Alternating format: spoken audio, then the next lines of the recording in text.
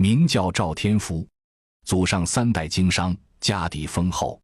然而到了赵天福这一代，生意却日渐衰败，不仅店铺亏损，连家中积蓄也莫名其妙地减少。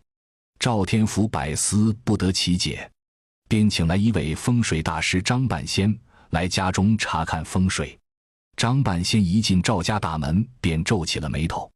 他手持罗盘，四处走动，最后停在了赵家的厨房门口。只见厨房正对大门，而厨房里摆放着一只巨大的冰窖。古代冰箱就叫冰窖，冰窖的门正对着大门，寒气逼人。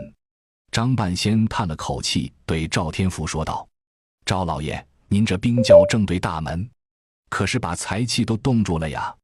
赵天福一听，顿时慌了神，连忙问道：“先生，此话怎讲？这冰窖是我家祖上传下来的，怎会招来破财之灾？”张半仙捋了捋胡须，缓缓解释道：“冰窖属水，水主财，但寒气过重，正对大门，等于将财气冻结在外，进不来也留不住。再者，厨房乃家中火位，冰窖正对大门，水火相冲，不仅会破坏家中的气场，还会让家人健康受损，财运自然也会跟着下滑。”赵天福听完，恍然大悟，连忙问道：“那该如何化解？”张半仙笑道：“简单，只需将冰窖移至厨房的侧位，避开大门，然后在冰窖旁放一盆绿植，便可化解寒气，招财纳福。”赵天福依言照做，果然不出半年，他的生意便蒸蒸日上。赵天福大喜过望，特意备下厚礼，亲自登门感谢张半仙。然而张半仙却摆摆手笑道：“赵老爷，风水只是辅助，真正的财运还得靠您自己经营有道。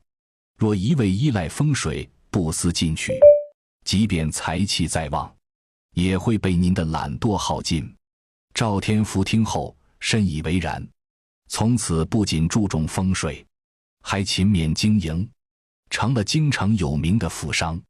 正如张半仙所说，风水再好不如勤勉，财运再旺不如用心。